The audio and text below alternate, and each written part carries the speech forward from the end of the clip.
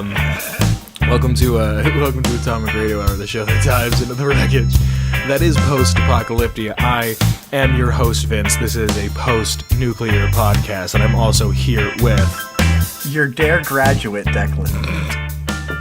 Hey, pal. Hey, dude, what's up? What are you doing? You know, I'm sitting in a chair. Yeah, how's that going for you? It's going mighty fine. The chair's not that comfortable, but I am. How often do you sit in chairs? I don't know. Sometimes I forget how to. So it could be. It's quite difficult. Awesome. That's awesome, dude. You know what else is awesome? Drugs. Drugs, dude. Yes. Welcome to the 420 special of Atomic Radio Hour. Even if though you're not high do, right now, then that's an issue. Fix it. Even though I don't partake in the jazz cabbage, I think you should have the right to do so. So hello and welcome.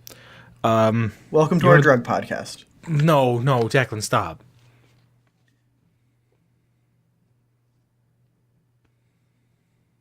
So today we're going to talk about Jet. Yes. Okay. Jet is a highly addictive drug first synthesized by Myron. Now, Myron, who's voiced by Jason Marsden. You know what Jason Marsden has also voiced? That sounds so familiar. Who? Obviously Myron. Also Yes. Boone. Really? Yeah, Max Goof from a Goofy movie. What? Haku, Haku from Spirited Away. Okay. Tack from The Power of Juju. Okay. The Skyrim Courier, you know the guy who's like, for your eyes only, got to go. Yeah. And Chester McBadbat from fucking Fairly Odd Parents. What a fucking, like, all-star voice roles. Dude, and I'm sitting there, like, listening to him going, why do I... And, like, sometimes I'll put in the voice actor if it's someone famous or something cool, but I'm listening going, I'm like, why does this man sound so familiar? He is often mistaken to be the brother of James Marsden. They're not related. James Marsden was X-Men and Cyclops and the Prince from Enchanted. Okay, cool. And did you ever see Hop? No. He's the dude in Hop. Hop's an awful movie. They're not related, but they are good friends. Their wives have been friends since they were 6. Huh. So Myron is a child genius and chemist from the town of Redding, spelled Redding. He created Jet, which he intended to aid the Mordino family and their exploits, and also barter for prostitutes, a laboratory, and cash. Myron dies in 2242, less than a year after the defeat of the Enclave, stabbed to death by a Jet addict while drinking in the hub, was quickly forgotten because he's awful. Is he awful? No, he's absolutely awful. He engineered it, he extracted it from Brahmin dung fumes, and it's administered via an inhaler. He's an awful human. Treats almost everyone like shit, especially women. Now, if you play a female character in Fallout 2, he has a line that I thought was so awful that you ever hear like something that's just miserable and you love it? I think I've probably felt that feeling. He goes, hey, beautiful, those legs got a name to go with it. And I was like, oh, that's so skeevy. That's so gross. Yeah, I was like, ooh, you're a human slug. Oh, you're a shitbag, dude. He promotes slavery and killed hundreds of slaves to perfect Jet. Yeah, it seems like a pretty rude dude, if I'm being real. No, he's the worst. Like, if Lucio's the coolest, this guy's the uncoolest. Who's the worst? Okay, let's take a second. If Lucio's the coolest, who's the uncoolest in Overwatch? The uncoolest. Because I'm thinking Overwatch? that dumb fucking gerbil. He's kind of the uncoolest. Or Torbjorn. Torb is not the uncoolest. I feel like Torbjorn comes to the party and he's like, I've got pretzels. Who the fuck wants pretzels at the party, Torbjorn? I do. Do you really? I fucking love pretzels. You want hard fucking pretzels at the fucking party. Oh, dude, dip it in Nutella and everything. No. This isn't a fucking pastel party. There's no Nutella. This is a manly-ass party. We got beer and cheese dip. Well, you put the pretzels in the cheese dip. Yeah, but it doesn't take it, like, I don't want to eat pretzels still. It's just an excuse for me to eat cheese without using my hands to scoop it into my mouth. That's isn't that the fucking dream? No, to scoop cheese into my mouth? With other things, with other foods? I mean, I guess, but Torgor I'd rather... is not the uncoolest. Then who's the uncoolest? I'd rather scoop cheese into my mouth with celery than pretzels. Hold on. I need to look up all the Overwatch characters. Fucking, they shouldn't be that hard. And it's obviously not Reinhardt, because Reinhardt's pretty fucking rad. I think it might be Tracer. Tracer is not the uncoolest. I think The Tracer's uncoolest, the definitive uncoolest, is going to have to be Winston.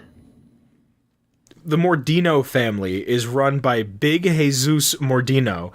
He's New Reno's status quo. Myron created Jet for him to make the miners of Reading work harder, faster, and longer.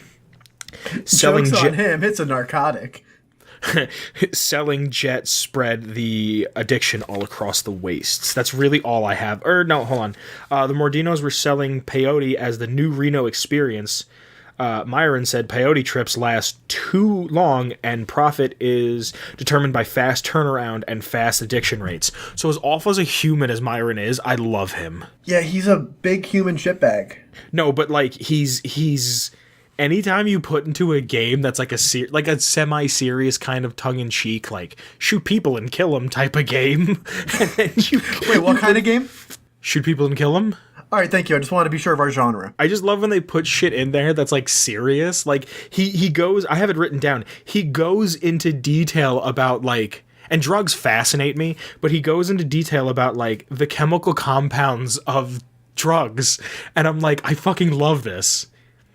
I don't know why. Like it's something about like a character who only knows scavenging and killing and murder has like intelligent shit to say. And I'm just like, I'm here. I like this. I'll listen to you, you trash bag. Yeah, so he's talking about profit margins and fast turnaround and shit. He tried to grow shrooms. They have a lower overhead and thrive in the plentiful Brahmin dung because I don't know if you kids know at home, but you shouldn't be doing shrooms unless they're done safely in a lab because psilocybin is going to be the next after we legalize weed. Psilocybin is next because people use it for therapy. I think PTSD it's really good for. Is it really? At least from what I understand, that's going to be the next big thing. He also experiment with derivatives of lysergic acid fuck, I wanted to make sure I said this right. Hold on. Lysergic acid dithymtamine, which is LSD, psilocybin, which is mushrooms, and THC. The Mordinos wanted something stronger so they can control the people of Reading. Myron discovered that slaves that were harvesting the dung from the Brahmin, were always high from the fumes.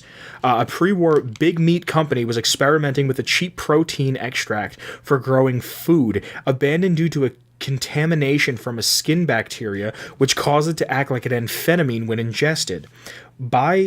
By the time this was discovered, tons of material was irreversibly contaminated. Rather than destroy it, the meat companies fed it to the cattle in an attempt to recoup losses. These cattle were the ancestors of the Brahmin. The enzyme is in the Brahmin and did not need to kill them to extract it. Myron refined it from their waste. About 100 plus slaves were killed in the initial testing. Heart attacks, cerebral hemorrhages, and psychotic episodes occurred. Mordinos built a drug empire, gave Myron whores and drugs in return without any second thought. They're just like, you're 15 and making drugs, and you want whores and more drugs and alcohol and cash? Here you go. Huh. Myron tried to make a better drug, codenamed Jet Beta, unsuccessful. He couldn't get the kinks out. It led to nosebleeds, hallucinations, and heart attacks, but it did increase the duration of the high from 15 to 60 minutes. And then, that's pretty much all I have about Jet. I think, yeah, that's about everything. Anything you'd like to add, my good man? There is one thing that I'm sure we're going to cover. Are you going to say about the thing? Probably gonna say about the thing. So you're saying that Jet was created post-war Post-war by a shitbag kid. by a shitbag child sometime before 20. Let me get the exact date so I don't feel like an asshole. Where'd I write it down? He was stabbed 2242, sometime before 2242. Also, hold on, I apologize. I feel like I should do a better job at this. I get all of my notes off the fallout.fandom.com/wiki, the Fallout Wiki, Nukipedia. Continue, I apologize. And that is in the California area, correct? Mm-hmm. So, Yes. explain to me Uh-huh. how Jet made it into Vault 95, motherfucker. Okay, let me explain to you a thing. Yes. I have it right here in front of me. Again, off the thing. There are contradictions. There's a few of them. I'm going to go over all of them, and then I'm going to lead to Fallout 4s, and then we're going to go over that, okay? This is right off the thing. While it is stated that Myron was the first person to create Jet, information revealed in later installments of the series has now contradicted this. Mrs. Bishop says that she got hooked on Jet by John Bishop before they got married, and that she got kicked out of Vault City, which would require Jet to be much older than Myron. According to Chris Avallone, one of the three men who invented the series, what Mrs. Bishop is saying is not canon, and is most likely that Bishop got her hooked on some other drug. In Fallout 3, Jet is randomly found in containers located in sealed vaults, although, as mentioned, some vaults sent people to trade with nearby settlements, so the Jet could have come from the outside vendors. Old Lady Palmer from Vault 101 used to lead such an expedition, as seen in a file in the Overseer's terminal. However, this explanation is very unlikely in vaults where the residents died or were killed by their experiments and the vault remains sealed, thus the only remaining explanation for the Jet's placement can be attributed to the game's random loot generator. Remember that, because that's going to be big in the question you just asked me, okay? Mm-hmm. In Fallout 4, in the Vaulttec Regional HQ, a pre-war log found in a terminal talks about Psycho and Jet being sent to Vault 95 during its construction, nearly 164 years before its invention. In addition, Jet can be found lying inside some lying beside some pre-war skeletons and within certain book return terminals. Okay. The Fallout 2 Mrs. Bishop thing gets acquitted, I guess, right? That gets acquitted, yes. Fallout 3's, they were sending people out to trade, and even if it was a sealed vault, there's no doubt in my mind that maybe a trader would have come in. Acquitted. You know what I mean? Yes. I'm willing to kind of give that the pass. Fallout 4 has no fucking... That pisses me off so much. Like, you totally just... And I hate the argument of, well, maybe it's quite possible that Myron wasn't such a genius and found the fucking this and that, the blueprints to make Jet. That is absolute horseshit. Not the Brahmin shit they were using to make it, because how the fuck would you know Brahmin shit? If you're telling me you're making a perfect drug, you're making Jet, you can't tell me that this shit was known about. There's no fucking way. The way that this shit is described is that it has the effects of a psilocybin with effects of THC, because it slows you down. And what I've learned from anything from the ghouls and underworld is that they can do it and not get addicted, which I want to talk about in a minute. They can do it, not get addicted, and feel all the effects. So they're pretty much playing on like 15 frames a second, right? Right. And they're not like about it. So it's bullshit. Like, they didn't fucking do their research. Whoever wrote those just said fuck it. Like, they just like, oh, this would be... It's a really cool concept. You put a bunch of junkies in a vault, they fucking they get clean, and then you open a door and say, hey, there is mounds of heroin in that room, and you know what your favorite thing is? Oh, it's heroin? There's mounds of it in there, and we're trapped in here until we're dead. Like, it's a really cool idea. It's a really neat concept. But guess what? It's a very Vaulttecian example of an experiment. Hell yeah. It's just... And, like, the randomized loot, I totally get. Because let's say that there's 1,000 containers you can open with loot in it, right? Yes. If only 200 of them... you can so 20% of them, only 200 of them you can open up, and they're pre-war sealed containers. They're not going to make a separate algorithm just for that. You're going to find for generating that. Yeah. Like, you know what I mean? You're going to find a mechanical pass. Yeah, like that's nothing. This is no fucking pass. And like I said, I hate the argument of, well, Myron must have just found the plans. How? He's like 15. It makes me so mad. Like I don't know. This isn't the just bitch about everything podcast, but like this was so easily avoidable. This one particular thing. All you had to do was make real drugs. What? Like, just say that there was real drugs in there. Like, all you had to say. Like what? Like peyote? Like just no. Like, say it was painkillers.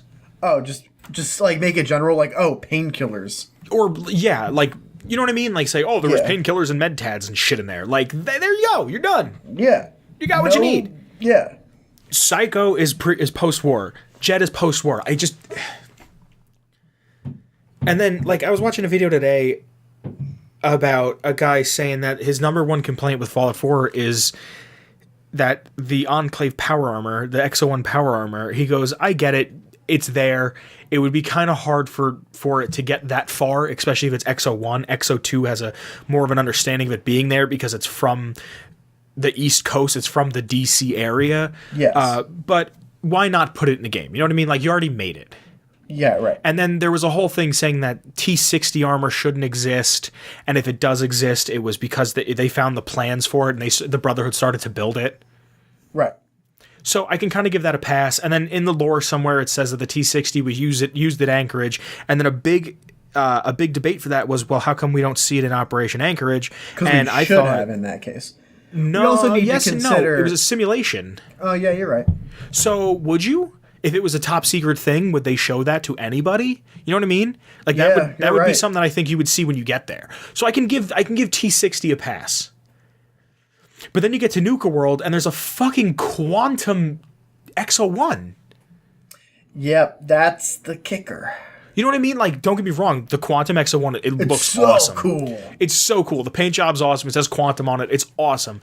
But like, how? It has no reason to be there. And then there was another thing I heard, and I don't know if this is true or not, and I heard this from a TK Mantis video. So I'm relaying a message from him. He said that somewhere, and he, even in the video, he said he just heard this now, and it's kind of like a hearsay thing, that the bodyguards of the U.S. president around the time that the bombs dropped were wearing XO1 power armor. Now, that could make a lot of sense because only the officials, like high up people, like CEO types, like Bill Gates, Warren Buffett, Jimmy Buffett, or Warren Buffett? All of the Buffetts. They would have gone to the oil rig, right?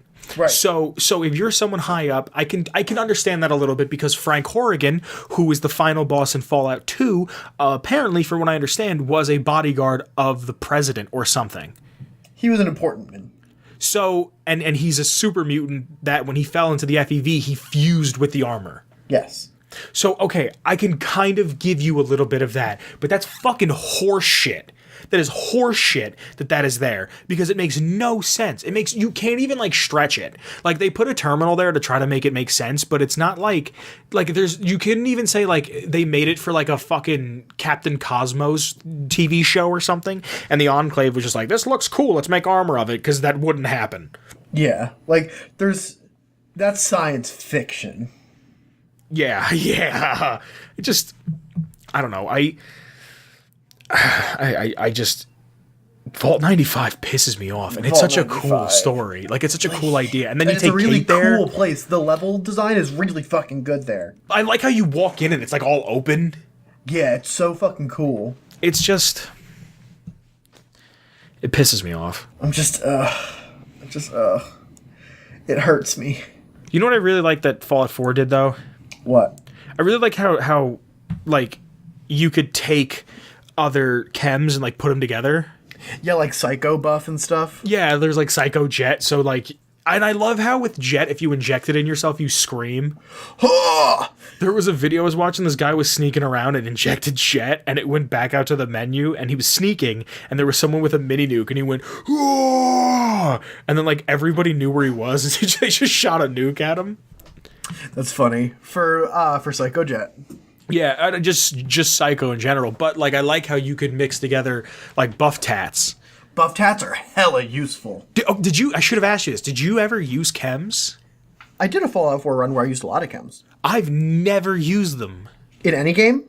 I think I play it a lot like I would kind of play myself. I don't do drugs. I don't drink. I don't ever think to drink. I don't ever think to do drugs. If I want to be better at something, I just make my stats better at them. You know what I mean? Like, yeah, I guess. I mean, no taking the easy way out. No, I don't know. That's just me. The only consumable that I really ever used was beer because it gave you 10 pounds more carry weight. And that's a lot. That's good. Yeah, I was always like, all right, make sure you have a beer on you so you can fast travel to your house and get rid of all your shit. Yeah. Yeah. But other than that, I never really used consumables. In I think most runs, I use Jet and Buff Out at the very least. Really? Yeah. Buff Out sometimes because it gives you health, right? It gives you health. I think a little bit of a regen, and I think a +1 to strength.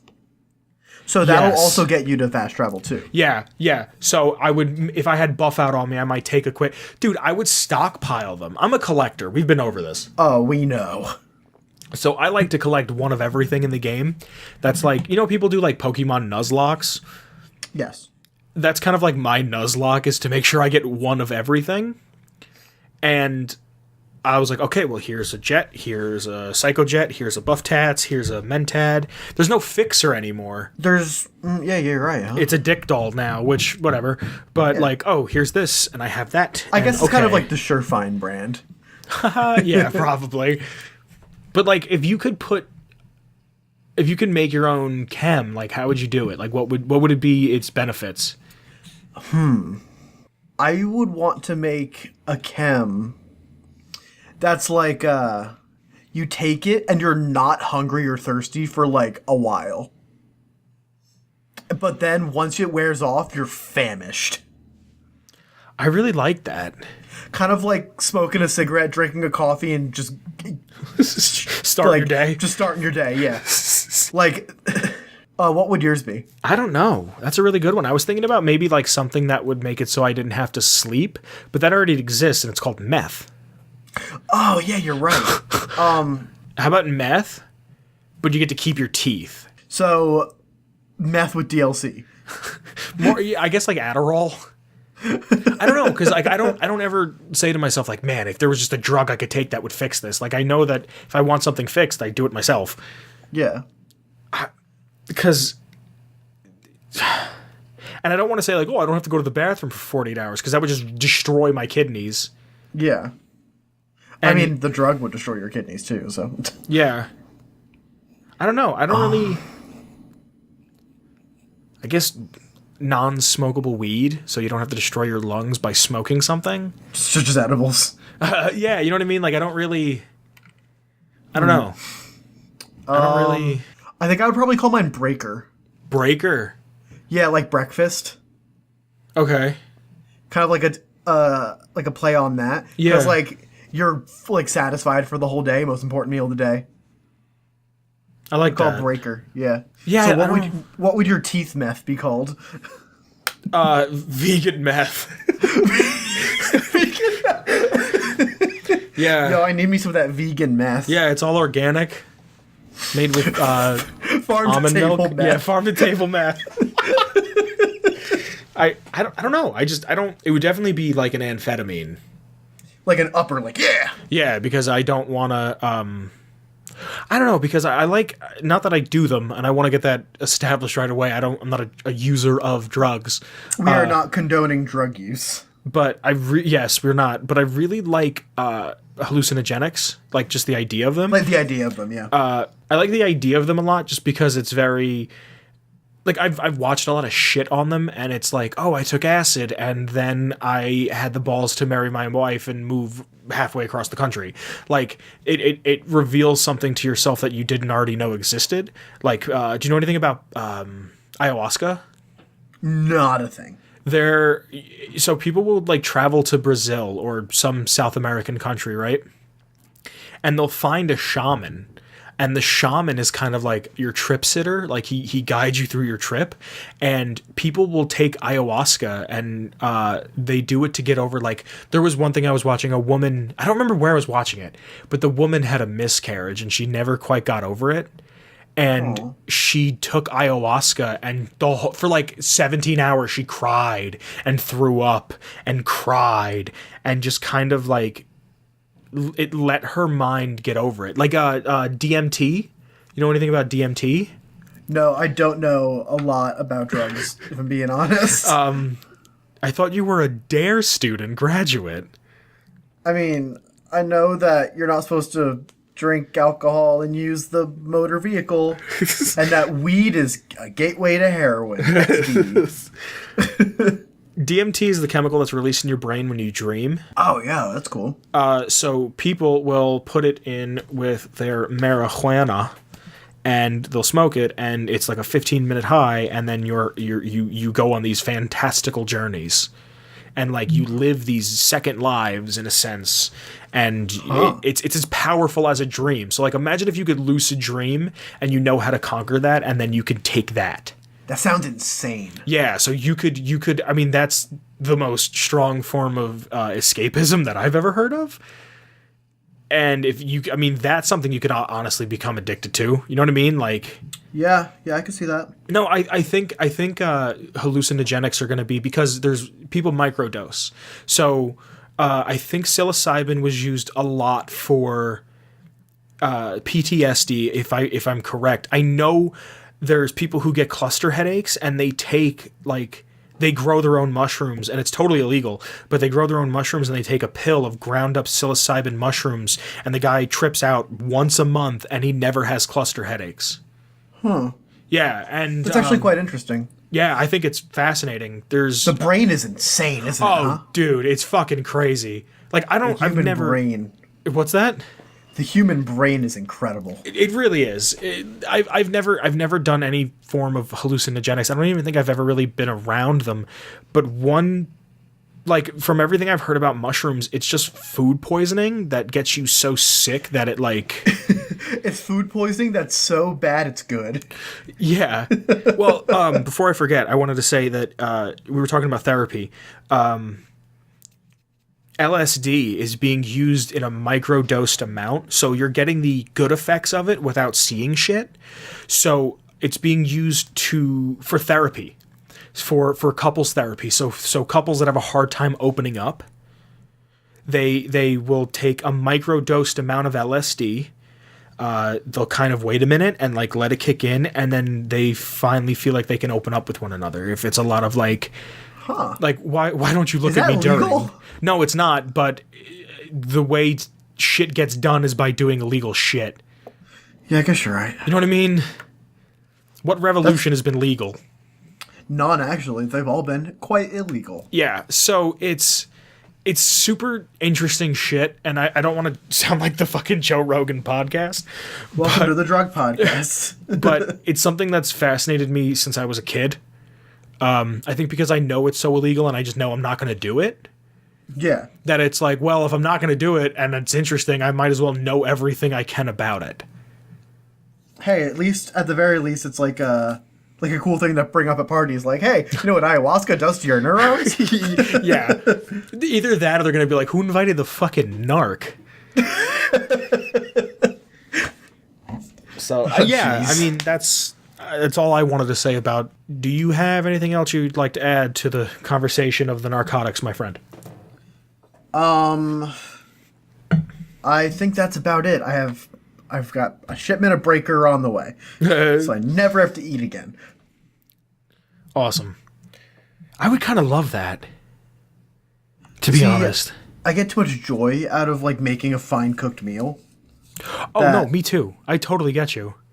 But like once in a while, say like you're going on a flight, like, and you're not going to want to deal with like eating and like keeping yourself nourished. You just want to go to your fucking place and get on your flight. Yeah, like if you want to go to Australia. Yeah, like that would be a time to take Breaker. Yeah, that's valid. Yeah. I would do it as like a weight loss supplement.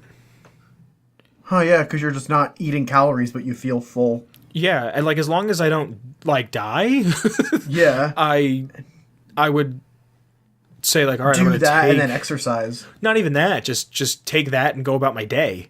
Because think about how much time you waste by thinking, oh, I'm hungry. Oh, I have to either go buy or prepare food. Like if you had that extra hour or so to prepare, like that, say you made a quick sandwich and some shit, right? Yeah. Like say that takes 30 minutes to sit down or to make a sandwich, sit down, eat it. And like, you know, it's lunch. You want to take your time. You want to relax. Let's say an hour, right? That's an hour gone of your, that's 1/24 of your day gone. Yeah. Like if you could have that 1/24 back, what would you do? And don't say the white girl answer of sleep or watch Netflix, but like, I'd like actually get work done. Yeah. Like you'd have so much more time to do shit.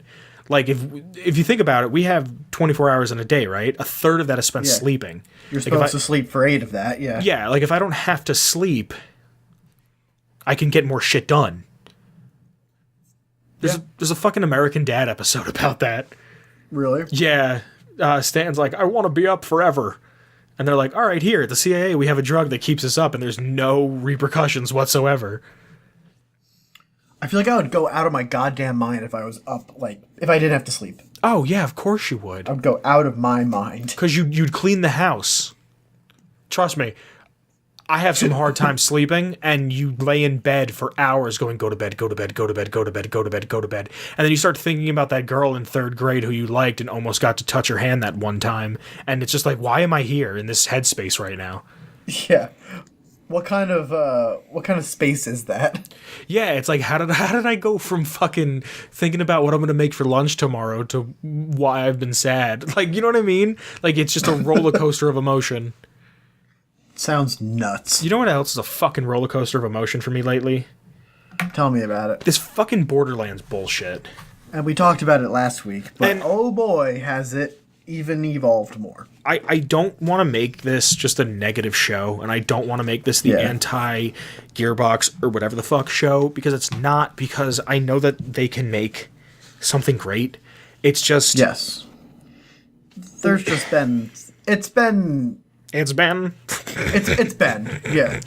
It's been dramatic. I'm the demographic for the product you're pushing, and you keep spitting in my face.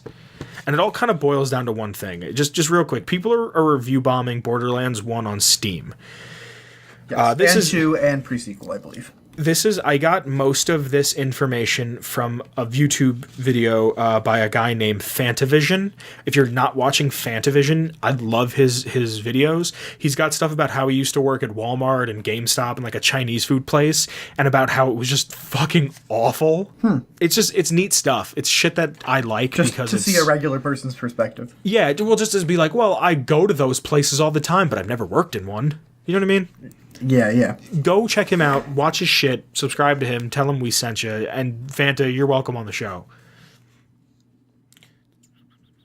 So Randy was crying, saying that Steam was a lousy product because Steam was allowing this. Now, Steam was not allowing people to review bomb. If you go on Steam right now and you look up all of the Borderlands games, it says this game is relatively positive. Some of the reviews we think are fake, and we're weeding through them. Right? Yeah. Randy Pitchford says you lose accountability when you bomb reviews. And I don't believe in that whatsoever. Like he's saying you lose your accountability as a reviewer if you review bomb a game. I don't think so at all, because this is the way that you're going to get their attention. Like you can go on their forums, but they're not going to check the forums, but they're going to check the reviews on a website that sells the game, much like Steam, because that's a direct link with them, and that is their revenue stream, or one of them. Exactly. So, how come we're dipping on reviews? We're selling less product. You know what I mean? So it's and like I said about not that this is a revolution, but a revolution, you need to do something that's kind of You need to be alarmist in some way. Yeah, and he equates this to mob mentality. This is peaceful protest.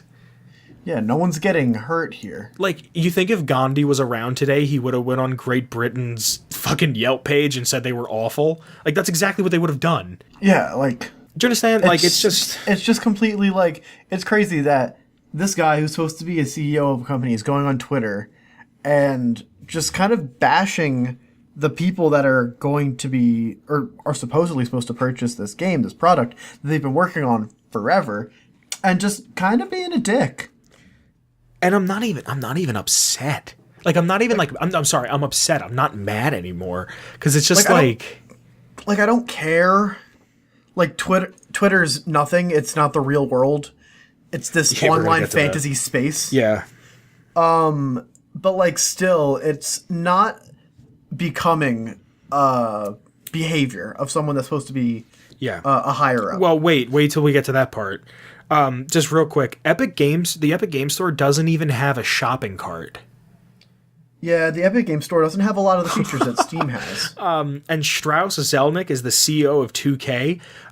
This is the man who made the executive decision, from what I understand, to move from Steam over to the Epic Game Store, was saying that GTA was giving away too much stuff. I don't know if you've played GTA Online in a long time, but they give away the free DLC packs. But the only way for you to progress in that game, unless you've been playing it every day since it came out, is for you to buy fake money, for you to buy V-Bucks. Or shark cards, right? Yeah, well, They're basically V-Bucks. I'm calling everything V-Bucks from now on. Because it's just like fake currency TM. Yeah, Strauss Zelnick, the CEO that I just said, he makes $7 to $9 million a year. That's not a small amount of money. Yeah, like, you know what I mean? Like $7 to $9 million, and you're gonna sit there and say you understand what the consumer likes or wants. You know what I mean? Yeah. So this is what fucking threw me over the edge. This is what I fucking totally lost it.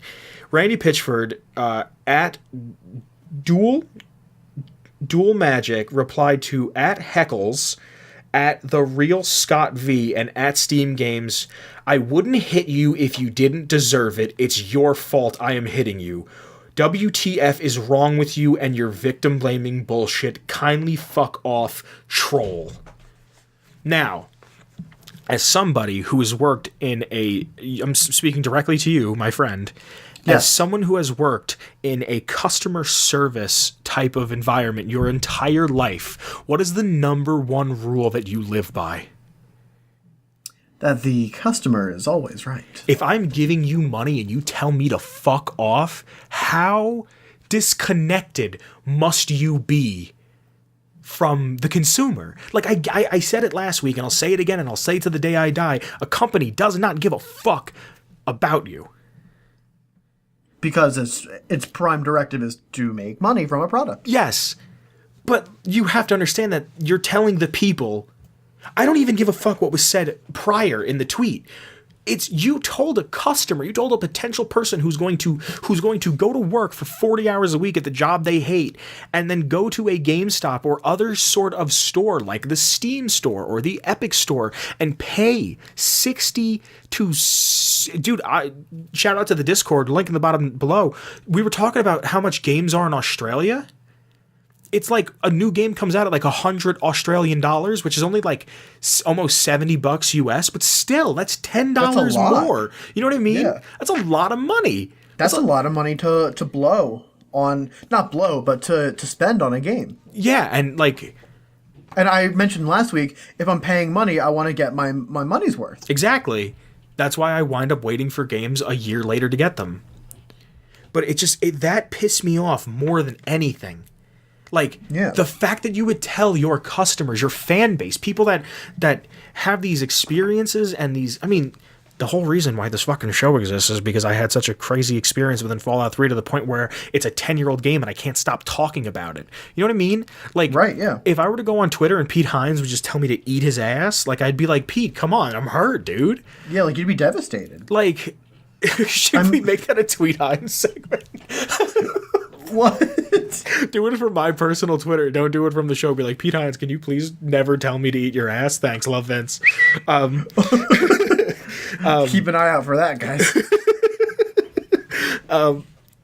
No, but like, I would just like, people have these emotional experiences, and especially a game like Borderlands, which is supposed to be played with your friends, you have this experience of togetherness and working together. And I think one of the most important one of the most important things people lose out on being in the internet era is that there's not a real sense of community with working with people hand in hand. Like, for me to go out and work with somebody out in a field somewhere is like a big deal for me, at least the way I think. But to have that where, okay, I'm going to play the Siren, I'm going to spec in healing, so every time I get a kill or shoot one of my teammates, like, I'm healing, and I'm helping you out, and because you're the soldier, you're going to spec into, if I'm within 35 feet of you, that I get a buff. Like, it's, people have these feelings, and they go through these events. These adventures. And Randy Pitchford is more or less the face of Borderlands in the real world. You know what I mean? Yeah. And people cannot... As Todd Howard is the face of Fallout and Elder Scrolls. People can't determine... And this is like my biggest thing. I remember, you probably remember because you were there. I had like a big like emotional... Not an emotional breakdown, but like I couldn't handle the fact that people didn't understand that Twitter was fake. Wait, where? You remember when we were younger? I was like, I don't get it. People don't understand that Twitter is fake. Like, people think Twitter is real. I mean... It gets harder to distinguish every day. No, I don't think it does at all. If it's on the internet, as long as I'm not coming at somebody, it's fake. But that doesn't... I mean, as much as I like to believe that, and I do like to believe that, there's repercussions for things that happen online. No, I'm not saying there isn't. Yeah. But I'm saying it's gotten to that point because people can't separate the two. Like... Okay, that's fair. It's people. It used to be you went on the internet, haha, funny dog meme, haha, lol, and now it's like, oh, he shared Pepe, he's a racist. Like, when I found out that Pepe was racist, I was like, what the fuck happened? I was like, what episode of The Twilight Zone is this? Yeah, shit's whack. You know what I mean? Like, 2 years ago, Pepe was just, haha, sad frog, and now it's like... Yeah. No, it's a hate group symbol. Like, yeah, what? like, what the fuck happened? Like, I see Pepe, and I'm still like, haha, like, not like, oh, you know what I mean? Funny meme. I don't know. I don't want to continue to talk about it. It's just, that pissed me off. Oh, hold on a second. Here's the best thing. I have to pee. Can you excuse me for 2 minutes? Absolutely not. Oh, okay, thanks. My bladder's gonna explode. Hold on. So now it's just us, here alone. Welcome to my word space. How's everyone doing today? Now that Vince isn't here, we can get really intimate. And I just want to express my appreciation for you being here. Welcome to Declan's Word Space. Alright, now we're going to wait for Vince to get back because I don't know what to talk about. Thank you for joining me in Declan's Word Space. Oh, you're still there? I knew you couldn't get enough of me. Well, you know what I'm going to talk about? I'm going to talk about cookies. My friends make the best cookies. Oh, he's coming back. Thank you for joining me in Declan's Word Space. Can you hear me? What? Oh, yeah, absolutely. You gonna get uncomfortable if I take my pants off? So here's one of my favorite things about this. I don't know if you knew this or not, but Randy Pitchford is being sued. Lawsuit alleges Gearbox CEO Randy Pitchford of improperly siphoning $12 million for personal gain. Well, that sounds like embezzlement. This is from Polygon. This is from January 11th of this year, written by a Charlie Hall. A lawsuit filed in Texas civil court alleges that Randy Pitchford, a CEO or the co-founder and CEO of Gearbox Software, improperly siphoned $12 million from the company for personal gain. The story was first reported by Kotaku and is based on public court documents filed on December 21st of 2018. So the next part of this paragraph is going to be read by Declan because I went to a public school and can't fucking read apparently. Sure, hold on. It was Randy Pitchford himself who breached his fiduciary duties by exploiting Gearbox employees and property to fund Pitchford's private cravings. Court documents state, for example, while Randy was denying employee raises predicated on low cash reserves, Randy secretly saddled Gearbox's employees with the burden of repaying a private personal $12 million bonus that Randy Pitchford rerouted from Gearbox publishers directly to Randy's side entity, Pitchford Entertainment, Media, and Magic. Unbeknownst to Gearbox employees, Randy Pitchford arranged to shift the burden of Randy's long-standing multi-million-dollar bonus to the very same employees from whom he hid the arrangement. Yeah. And this goes on and on and on and on and on. That's kind of fucky. There's some other shit in here, like on information and belief Randy Pitchford's USB drive contained much more than sensitive corporate documents of Gearbox and business parties like Take-Two, Interactive, 2K Games, Sega, Microsoft, Sony, etc. States the legal team, the Caliender legal team, upon information and belief, Randy Pitchford's USB also contained Randy Pitchford's personal collection of underage pornography. That's the danger zone. This complaint alleges two peacock parties thrown by Pitchford where adult men have reportedly exposed themselves to minors for the amusement of Randy Pitchford. And this is all alleged. I'm not saying this is fact. I'm just saying this is shit that has come out and has been said. I don't know if this is true. Anybody can say anything. You know what I mean? Yeah. I could go online tomorrow and say Declan fucking tickles the people that he lives with feet when they're sleeping. You know what I mean? Like that is not a thing. You know what I mean? Like it's not a thing. I'll be the first person to say, but I could say anything. Like that's another thing with Twitter. Like people don't understand this is fake. This is real. Yeah. You could say the spaghetti monster rules all. Yeah. So and it does. I'm not, like I said, I'm not saying he did this. And then he left a USB drive, like I said, at a medieval times. That had like medieval times. Yeah, with like an egregious amount of pornography. Like a scary amount of pornography. Like a clinical amount of pornography. Like an institutional amount of pornography. All right, like an aficionado's amount of pornography. Like right, so much pornography that they have to like call a guy and it's like there's just so much pornography. Like there's Let me stop you there real quick. Okay. Pause. Why would you put that on a USB drive that you're going to travel with? Even if you were to be the owner of a metric fuck ton of pornography. I don't understand either. You should keep that on like a private hard drive that doesn't move from like a metal case. Like what the fuck? That's bolted. I don't know. Maybe it's in your fucking computer case. You know what I mean? Like just where it fucking belongs. Like why would you just put all of your egregious amount of porn on a USB drive and take it to medieval times? You leave it on your desktop in an encrypted folder. It says tax returns 1988 to 1989, like a fucking civilized adult. Oh my god. And nested within 19 different layers of folders, it says not porn. Like, I think it's, I don't know, dude. Okay. Like I said, you could say anything about anybody. You can make any sort of claims at any point in time. I'm not saying that any of this is true. I'm not saying that any of this is real. I'm not saying that any of this is factual. I'm just saying it's things that are out there, and this is a man who has power and likes to talk down to people who don't have the same amount of power that he has. Do you understand what I'm saying? Correct. I understand completely. So I think it's funny how he comes out during the Borderlands thing and it goes, hey, I'm going to make this card disappear like I did with this 12 million, allegedly. Like, it's just... you know what I mean? Like, it's just... It's shitty. There's no other way to put it. It's just shitty. It leaves a bad taste in the consumer's mouth, no matter if it's true or not. Because perceptions are reality. Yeah. But you know what is about to become a reality?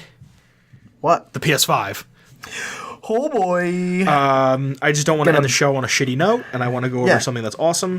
The PS5, it's happening. I actually have a Wired article right here on my computer. It's by a Peter Rubin, Wire.com. .com/story/exclusive Sony next gen console. Okay, there's some tweets. A Toad Sanime, Ryan Brown at Toad SANIME. He comes out and says, being based off the PlayStation 4 architecture, Sony has confirmed that the PS5 will be backwards compatible with PS4 titles. No word on backwards compatibility with the other consoles, the earlier consoles. That means all of the remakes and remasters that I already own, I can continue to play on a console that probably won't have any games for at least a year or two. All right, we already know you're salty about that, but this is also very exciting. No, I'm extremely excited about this. Yeah, that sounds great, because you're not going to get jerked around with having to get remakes and remasters, because you can just play the ones you already have. There's a rumor going around that Sony filed a patent that it can play every single PlayStation game ever. See, that would be something impressive. That would be awesome, just because you could pick up any game. You could play any game. Your library goes from like... I can play my original version of Kingdom Hearts 2. Oh. And Okami. Oh my god. Yeah, like you can think about that. Like you and like you could go to any store and have like say you don't have a lot of money. You trade in your PS4 and you spend another like $100, $200, $300 and you get the nicest PS4 bundle, right? But then you don't have any games. But then you could go to like a thrift store and see a game for $2-3 and go, oh well, I can play this on my PS4. Yeah, like fucking Ratchet and Clank 2 or something. You know what I mean? Like just a good ass game, just to try it, just from back in the day. Yeah. But that's also speculation. PS4, yes. If it does PS3 as well, holy fuck. Holy fuck. Because I'm going to go out and just buy a shit ton of PS3 games just go on eBay and buy a lot of them. Yeah. Let me... Oh, that'd be so good. Let me see. There's another tweet that I think you're going to enjoy. Something I'd really like is to play Journey again, because I only played that on PS3. And I don't know where my PS3 is, so I haven't been able to play it since I played it for the first time. And Journey is such an incredible game. Yeah. Another tweet by the same Ryan Brown man.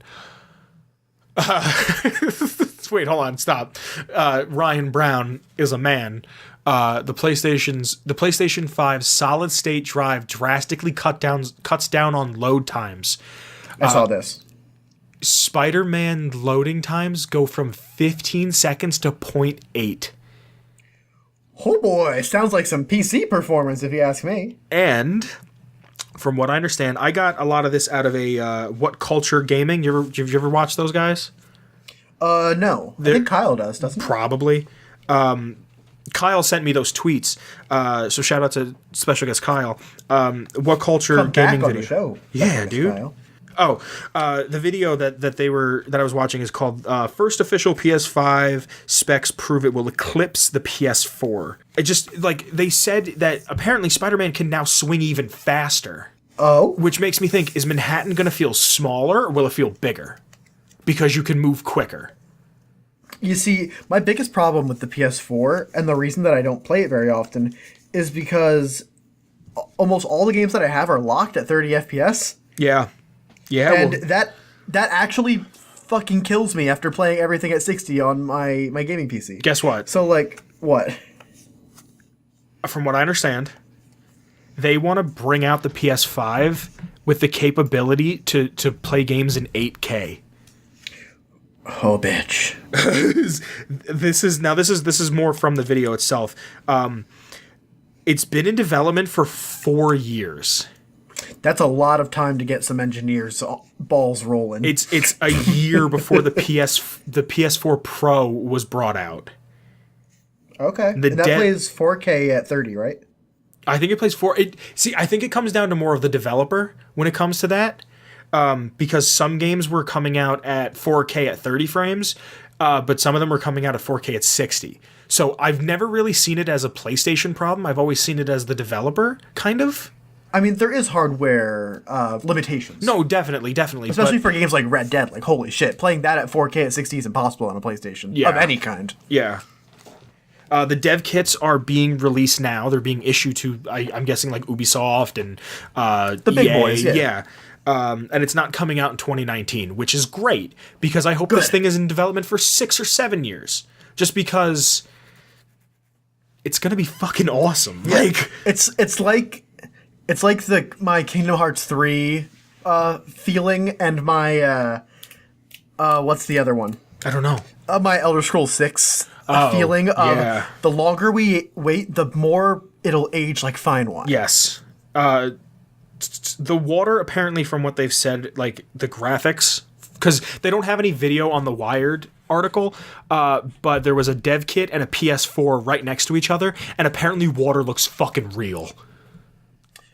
I mean, I've seen some pretty realistic looking water. I have some really good water that I have in Unreal that looks incredible. Really? Yeah, it's not ray trace or anything, but it's delicious. Well, they have more detailed texture that syncs with audio, which I think is going to be really cool for like an immersive thing. Oh, hell yeah. Like, imagine like you're walking through a forest and like everything around you kind of syncs to get like, Dude, imagine if it's Dolby Atmos certified. Oh, wow. That'd be so fucking good. They have... there are some headphones that support Atmos. No, I know. Yeah. And like the one guy was... Well, hold on, I'll get to that. They have real-time... They have, light renders that happen in real time. Yo. They also have the PS5 will have 3D audio and will be supported by standard television speakers. So if someone's talking behind you, it will emulate the feeling of someone behind you talking. I think they really want to get it where the best way for you to play a game is with Bose headphones or Dolby fucking everything on your face at once type of setup. Yeah. PSVR will be coming with it as well. Oh, coming with it. Yeah, well, not, you know what I mean, not coming with it. Like the PSVR that's being used now will accompany it. Yes. Yeah. My favorite part, my absolute favorite part, it still has a fucking disk drive. Good. I'm so happy about that. For all the old men and women like you. It's preservation of history is very important. It is. Be it, I mean, Notre Dame just burned down. And Which is tragic. It's extremely tragic. But from what I understand, they've been able to save a lot of the art and some of the history in there. And Ubisoft has a fucking 3D render of the church.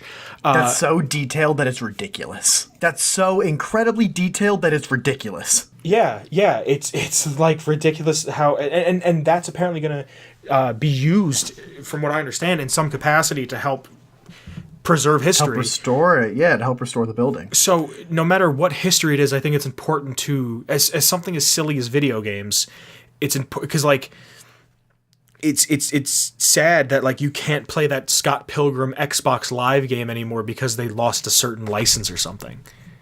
Yeah, you know what I mean. There's actually something I was talking with somebody recently. It was a show. Oh, Scrubs. The original couple seasons of Scrubs you can't get anywhere anymore. Really? Why? They lost the music licenses. The licenses ran out. So if you buy like the box set of Scrubs now, all of the music in the first like 3 or 4 seasons is like royalty free stuff that they had to add in after the fact. Wow, really? Yeah. So if you have like an original version of Scrubs that has the original licensed music, it's a lot better. Wow. Did you hear what happened with GTA 4? Didn't the same thing happen? Kind of. If you buy a copy or if you have like a copy on Steam, they updated it because people are still playing it and they lost like more than half of the music on the radio. And one radio station I think is like completely quiet. Really? Like it has radio DJs and maybe a few songs. Yeah, they lost them. So instead of renewing it, because apparently a lot of people still play GTA 4, instead of renewing it, they just said, oh, fuck it. Like... The SSD on the PlayStation, from what is said in the Wired article and what is said in the What Culture Gaming video, the SSD is the biggest part of it. You know how like you turn a game on, it's like this company and that company and this company and that engine and this and that and the developer's fucking third kid that was born during the making of the game and the dog that he had and then he cheated on his wife, and it's like all this like extra shit before you play a game. Yes. That's all. I mean, you probably know it's all shit to just help the game load easier. It's conveniently placed to mask the fact that the game is loading. But with the SSD, apparently... Remember the first time you played Breath of the Wild, you popped the card in and the game just started because it was on a cart? Yes. That's kind of what they hope they can get out of with the SSD. So they're basically trying to get PC-like performance, which already does that good stuff. Yeah. Yes. But But you know what? I think it's great because for people that aren't fortunate enough to be able to build like a couple $1,000 PC, they can get a $400 PlayStation that has a similar performance and be there in this gaming ecosystem with their friends, playing the newest games and being engaged in the community. And I think that's great. Yeah, and if PlayStation or Sony would be cool about cross-platform, then that's the next step. Yeah, that's the next one. I really think I was afraid for a while the consoles were going to go out of fashion, but I don't think they will. I genuinely don't think they will because like someone's going to pick it up as a Blu-ray player. Somebody's going to pick it up as a media center. You know what I mean? Like it's like it has other things about it, and Xbox is going to unveil their discless Xbox, which I can't stand the idea of, but it makes sense to me when I think about it because if they can knock down $100, why not? Yeah, it brings, like I said, more consumers in. Yeah, and why not if you can get it where it's You'll never have to stand in line. A game's never going to be sold out, quote unquote, ever again. Yeah, I also don't have to if I don't play that much. Like I pick up Skyrim, I play for an hour, I come back maybe in a week. Yeah, you know what I mean. Well, I didn't have to go to the store and buy it and this and that and fucking. And you know what that leaves us open for? I say us, but leaves the industry open for is the ability to rent games, kind of like back in the day. Really? Yeah. Like imagine that, I am probably going to only, say for example, I want to catch up on the Witcher series. Say someone gave me a copy of Witcher 3. I'll rent 1 and 2, play it for like 2 weeks, and then play the one that someone gave me. Huh. I would have never thought of that. Yeah. Yeah. I miss going to the video store. Yeah, I know, right? Fuck. But you know what I don't miss? What don't you miss? You're supposed to do it. I wasn't sure if it was our time. Do you want to do it again? just say it. I'm sure that you don't miss Shane Ivers and his fucking bop. Ooh. That is Feather Duster has created, not for us, but that we use. That song is called Feather Duster. It's our intro music. If you want to pick up Feather Duster, which is our intro track, so don't steal it, you can get that at silvermansounds.com/free music/featherduster. If you want to find this show that you're listening to right now on Twitter, you can find us at Atomic Radio Hour on Twitter. Also find us on Instagram there. We post there once in a while. If you want to find me on Twitter, you can find me at Declan_Bean. And for Vince, that guy right there who's definitely here, you can find him at _Boogans. But don't stop there because we have the Discord. If you want to have really in-depth conversations with us about what is and is not a sandwich and how much things cost in Australia, you can find us on the Discord. We're always up to something interesting there. Sometimes we're holding cookie court like we did this past weekend because Vince stole the cookie from the cookie jar. You heard it here first, folks. You can find that at the link in the description. Right below that, you can find the Twitch channel. Special guest Kyle and Vince have been very proactive in streaming. They have been doing a Nuzlocke of Pokemon Black and White 2. That's Vince's favorite Pokemon game, or one of his favorites. And they're having a grand old time over there. They usually stream on the weekends, so maybe even today after you're done listening to the episode. Who knows? Other than that, I want to express my gratitude to you, the listener. Thank you so much for listening.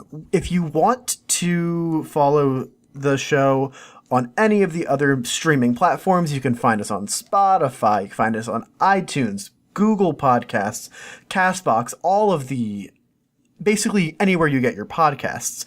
If you're listening on YouTube, thank you for listening. Don't forget to subscribe, give us a little thumbs up, smash that like button, all the things that those big YouTubers say. I would be remiss to finish this video without mentioning our Patreon. Thank you so much to all the people that donate there. I want to express that our show is always going to be free, that you're never going to have to pay for Atomic Radio Hour. But if you want to show us some love, We are trying to build up our equipment to make better shows and give you better quality and overall advance Atomic Radio Hour for you. I have to give a huge shout out to Michael Mello and the Friendly Companion Cube.